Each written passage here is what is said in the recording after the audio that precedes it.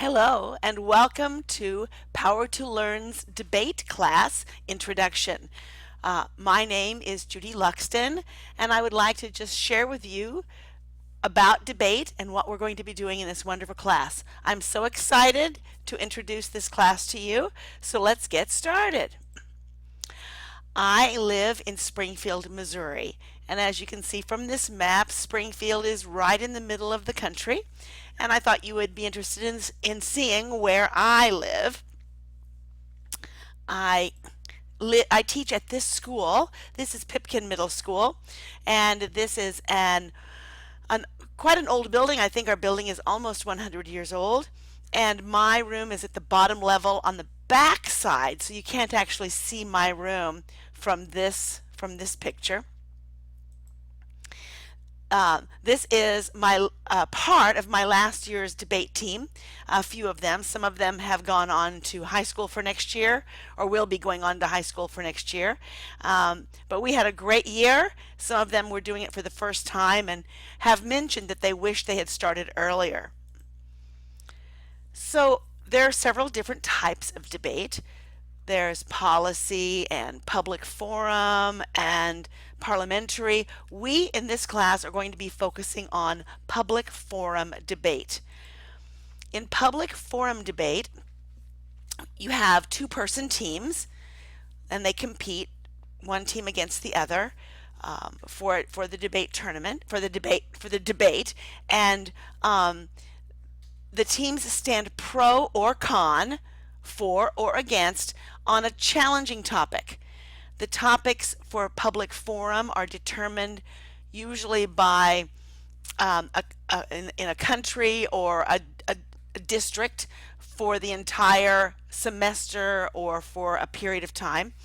And it's usually a topic that is, as they say, ripped from the headlines, something that is challenging and current and relevant today, and they will need to build their cases based on that. They will present an argument, that was what we call a case, based on evidence, not just opinion. Obviously, opinion will come into play, prior knowledge will come into play, but it's important that their arguments and that is based on evidence, that their opinions can be supported by evidence and statistics and expert opinion, and that will also serve to undergird and support their case. They need to be able to debate both sides of an argument. So in this case, if they do have an opinion, at some point they are going to be debating against their own opinion, but they need to be just as strong and just as convincing and have just as much of evidence in that case. Because you do not know what you're going to be debating until you walk into the room. As soon as two teams enter the room, there is a coin toss, and whichever team wins the coin toss gets to choose one of two things. They can decide if they want to be pro or con in that debate, or they can choose if they would want to be the first or second speaker. And after they have made their selection, the other team gets to make the other choice. So you do not know the order of speaking, and you do not know whether you are pro or con until right before you debate. So you have to be prepared. The speeches go in a certain format. Excuse me. The constructive speech is a 4-minute scripted speech that lays out the case. And so the first speaker will read this case and present the facts of their case to the judge. I'm going to show you a short video clip from the 2015 United States National Debate Tournament, and the topic was resolved. The benefits of First Amendment protection of anonymous speech outweighs the harms. This was the pro-constructive speech. Sam and I affirm resolve. The benefits of First Amendment protection for anonymous speech outweigh the harms. Contention 1, protecting free expression. Harvard Law's Edward Stein writes, anonymity is a shield. It protects unpopular individuals from retaliation and their ideas from suppression. Thus, subpoint A, protecting individual speech. Absent protection for anonymity, dissenters and those with minority viewpoints take two paths to avoid repercussions. First, they can cease sharing these opinions altogether. This would be problematic because it undermines full discourse essential for truth-seeking in a modern society. But second, it pushes dissenters into echo chambers. The reason is that while dissenters might not feel comfortable sharing their opinions publicly, where their opinion is in the minority, they would have no fear publicly sharing with those who already share their beliefs. Okay. After that, then the other team will also then present their constructive speech. So this is the ConConstructive Speech for this same tournament.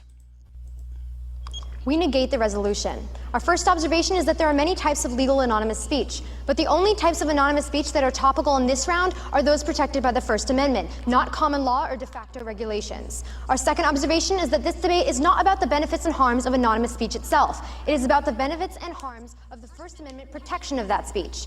The con will defend that this current protection is first harmful to the American people and second, insufficient to protect the rights of the American people. If we prove that these drawbacks outweigh the benefits of the affirmative, then you should vote con. Contention 1, dark money. When campaign donations are not anonymous, it's usually possible to prevent judges from making decisions that benefit their donors. Such was the case with Massey Energy, where the former CEO spent $3 million to elect a judge that later overturned a fine of $50 million to that same company. The State Supreme Court of West Virginia later overturned that judge's ruling because they recognized that the company's donation had unfairly influenced the judge's decision. However, anonymous donations make judicial corruption impossible to track. Dunbar 12 reports that according to the Citizens United Supreme Court decision, the First Amendment right to anonymous speech protects the right of corporations to donate an unlimited amount of money anonymously to political campaigns, including judicial ones. All right. Now, something that is unique to public forum debate is what is called Crossfire. And in Crossfire, they ask each other questions. The first Crossfire are the first two speakers that will ask these questions. Typically, the first speaker has the right to ask the first question, but if they, upon mutual agreement, either person can ask the first question. This is the Crossfire between the first two constructive speakers. Begin. You say in your second contention, why is it bad when people know your identity? Because when people know your identity, they're able to punish you extrajudicially. One example of this is when Butler University charged an anonymous critic for libel. And even though the critic was never actually convicted of libel, they were still able to take punishment against him due to university laws. So you concede that when people know your identity, extrajudicial punishment occurs? It's possible for people to know to have extrajudicial punishment brought against them if they know your identity. But the harm in this isn't just that they know your identity. The harm in this, as we explain, is that people have to give up their identity and they lose their anonymity despite the protection that the First Amendment is supposed to afford them. May I ask a question about your case? Sure. So you say that 80% of whistleblowers lost their jobs in recent years, right? When they are public. Okay. So why aren't these whistleblowers protected by the general right to free speech? Because what they did is because the current laws that exist to protect whistleblowers are insufficient. That's why the protection... Okay. After the Crossfire, the first team presents their rebuttal. And a rebuttal is another 4-minute speech, and the speakers are supposed to disprove their opponent's cases with their own analysis or with evidence from third-party sources. So they will go back to their research, they will listen to the other speaker, the other side's speech, and then bring up evidence to refute or to disprove their opponent's case. And they will also respond to attacks that might have been made to their case during the Crossfire. And I'm going to show you one of the rebuttal speeches from the second team.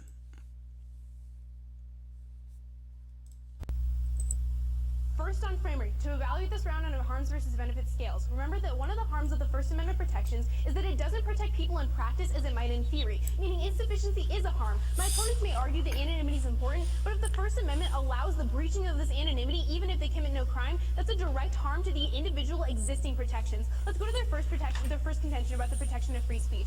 First, on their own evidence and author Stein from Harvard says that it's still possible to protect minorities without granting general protections from anonymity, meaning that even if you believe that anonymity is essential to having discussions about minority issues, that anonymity doesn't have to be First Amendment protected. And additionally, they argue that anonymity shields minority opinions from reprisal, but realize that the significant harms outweigh here. Hate speech destroys the marketplace of ideas because it inspires a sense of fear in the victim, making them more likely to leave the forum than stand up for themselves, according to Sophia Coster from the Fordham University, and that victims are more likely to leave online forums when attacked than stand up for themselves.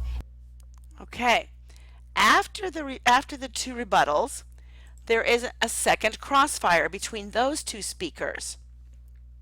And this is a short clip from that crossfire. Not something that's rooted in Supreme Court law. And you said, Do you mind if I ask you about something you just read in your rebuttal? sorry, what? Do you mind if I ask you about something you just read in your rebuttal? No, go ahead. So, the last response you give to our case from James Hunton saying anonymous whistleblowing is bad, correct? No, not necessarily that anonymous whistleblowing is bad, but just that when it is reported, it is significantly less likely to be investigated. Okay. What has happened to Hunton's study since January? I'm not sure. I'm sure that you could tell me, though. I can. It was retracted due to falsified data, and he tried to destroy the trail by destroying evidence on his computer. He has now resigned in disgrace. Okay, and my question on that is, can you cite the constitutional amendment, or at the very least, the constitutional protection that says that people can report anonymous whistleblowing, like, anonymously? I also can do that. It's called the First Amendment.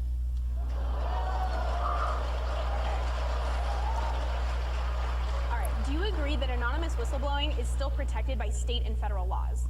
On paper, but not in reality. Oh, okay. According to Modisette, which my brother will bring up, this is a reason actually really important. Those state whistleblower protection laws and federal whistleblower protection laws, how often does the corporation win those suits? That's your burden to prove, insofar as you're the one running the anonymous whistleblowing argument. Can I ask you a question? Just real quick, Okay. they win those suits 92% of the time. Okay, that's awesome. Can I ask you another question? So you argue that non-disclosure by organizations contributing to judicial campaigns is not something that's rooted in Supreme Court law, and you cite the McConnell evidence on that, correct? Yes. What did the McConnell case actually find? It found that as long as the laws were narrowly tailored, you could pass laws, as evidenced by the fact that most states in the United States actually ban anonymous donations in judicial elections. All right. Do you mind? Then, after that crossfire, we go into the summary speeches. And in this summary speech, the next two speakers are going to attempt to summarize the main issues in the debate and continue to advocate for their position in this case, and try to address the judge. They want to make sure the judge sees their point of view, and they're advocating for that. And I'll show you part of that, one of the summary speeches. Is everybody ready? The first voter issue of the round is going to be protecting whistleblowers. We see the main reason why people don't report wrongdoing is fear of retaliation, which makes sense when 82% of public whistleblowers lose their job as a result. They say, how does the First Amendment protect it? What Sean Spencer University of Massachusetts says is the First Amendment protects it from their identities from being revealed in a court. That's exactly how it is protected. They say that government whistleblowers aren't protected. That is no longer true. In a 2014 case, Levy Franks, on a 9-0 decision, the Supreme Court says that the public employees have the same right to whistleblow as anyone else. They say that private employees aren't protected either. That's again not true, because what the First Amendment does is it protects the courts from being able to subpoena the identity, so the private employees are completely protected. All right. After the second summary speech, there is a grand crossfire in which all four speakers will ask questions for 3 minutes to get the last questions in. And then they have a final focus. The final focus is the second two speakers will talk for 2 minutes, and this is the last speech, so they are trying to concentrate on analyzing the arguments that have been made already and detailing for the judge why their team should win the debate. This is their last chance to convince the judge. And after it's over, the judge will make a decision as to who won.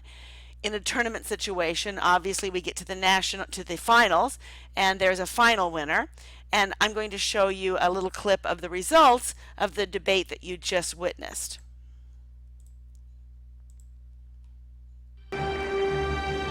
Placing second in public forum debate, each receiving a $4,500 scholarship, are Leah Kahn and Samantha McElwain from Doherty Valley High School in California, coached by Alicia Reddy and Ben Fagan.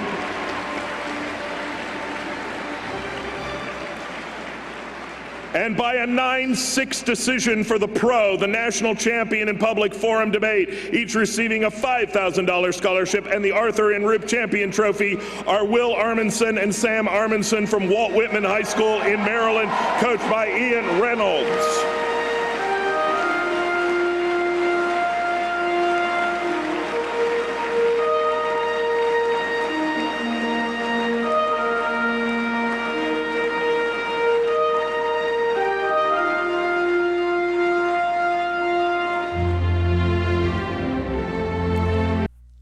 Okay, so we saw who won. Obviously, this is a national tournament, thus the high scholarships and the big trophies. That doesn't always happen on a local level. So in debate and in this class, students will research, find evidence, look through sources. They will find their evidence for their pro and their con cases. I can't stress how important this first part is of getting the research done and really digging in and finding all the information. They will write cases. They will compile all of their information from their research into a case for pro and a case for con. They will have all of their sources, all of their quotes, all in one place. Then, when they're ready to write their speeches, or they need to find evidence to attack the other person's case, they have it all there together. They will learn to speak in public.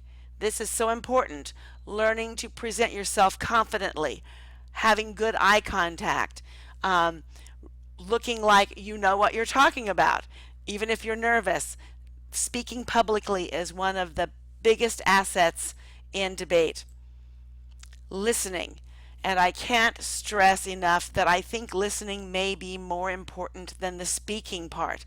Learning to listen with intent. Learning to listen to what your opponents say so you can find the holes in their case. Learning to listen to your teammate speak so you can find things that they have said that you can say again, that you can advocate for. If they say something wrong, you can correct it later in the speech. Listening. Refute. Learning to refute the other case. Learning to find the holes. Learning to find the flaws and being able to point out where those flaws are. And convincing. Being able to confidently convince the judge that your case should win, to advocate for your side, and to convince the judge that your side has the merit to win. So remember, if you're going for success, you will research, you will find evidence, you will practice, and you will practice, and you will practice, and practice, and practice, because there is no shortcut to success. Now let's talk about our class format.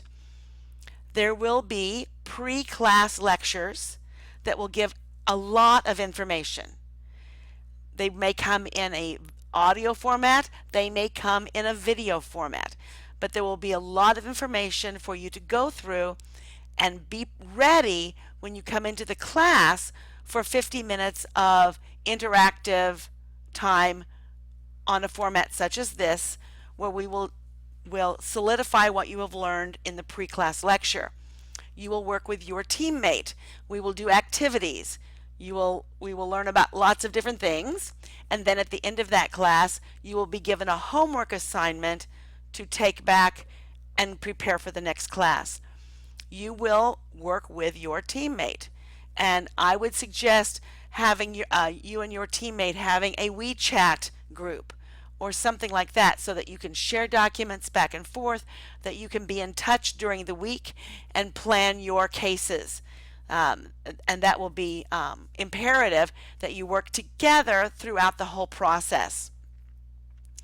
Then you will come back into class, and the goal is then to have an in-class debate tournament in class. And I'm not going to judge it. I'll be bringing in someone else to judge the debate. And then our ultimate goal is to prepare you to be able to go into some of the tournaments and the events that are happening in China today, and prepare you for the real life debating against people you don't know. And that's our ultimate goal, is to prepare you for that. Now, some of the questions that I think that a lot of you may have, one is, do we have to talk that fast? And the answer is absolutely not. You do need to speak quickly and efficiently to get all of your information in, because you have a limited amount of time. At 4 minutes, you will be cut off, even if you're in the middle of a sentence, or at 2 minutes or 3, whatever your time limit is. So you have to speak efficiently, but you do not have to rush. You do not have to talk as fast as especially the last speaker that you heard. There are some coaches that they actually want that. They go for that. I happen to be of the other school of thought, and my mentor, who is actually in the National Hall of Fame for Speech and Debate, is also of the opinion that the judge needs to be able to hear your evidence clearly and effectively, and you cannot do that if you are talking that fast. Another question that has been brought up to me is that, do you need to have your cameras on and open during class? Yes, you do. So we need to be able to see your face. I need to be able to see your whole face, not just your forehead or your mouth, but position your camera so that we can see you. And that will be something that you'll want to make sure that when you are preparing your camera and your computer for the class, that we have a good visual of you. Who will your teammate be? And this is, can be a little scary. If you come into the class and join with a friend that you want to debate with, that's awesome. So just bring a friend, join together, you will be teammates. But if you're joining on your own and you don't know anybody in the class, we will team you up within the class. This is why the class has to have an even number of people, so that we can divide into and have you be teammates. So by the end of the first class, you will have a teammate to start working with. In real life, we do have situations where you have prepared with a teammate all along, and there's an emergency. Your teammate's sick and can't be there. They have a contingency called going maverick, and that means that you know your case really well, and rather than default and give the win to the other team, you will take the case and do both sides of the case for that one debate. But this is not something that we do on a regular basis. In fact, it's not really allowed to just have a maverick debater. That's only for emergencies. And then when will classes begin? My understanding is that Power to Learn is planning on these classes beginning in September. So it will be the months of September and October, either a Saturday or a Sunday, and they will be 8 50-minute classes, and within those 8 will be our final debate. So during that time, during the first 7 classes, we will be learning and practicing and practicing and practicing our craft so that we're ready for the final tournament. So I know that if you have any further questions, you can contact Power to Learn or one of the representatives, and they can give you as much information as you need. I just hope that we have a great class. I'm so excited again about this journey that Power to Learn is taking and giving you this opportunity to do something that will set the course for success in your career, in your educational career, and in your careers in general. All right, so I wish you well, and I hope to see you in class.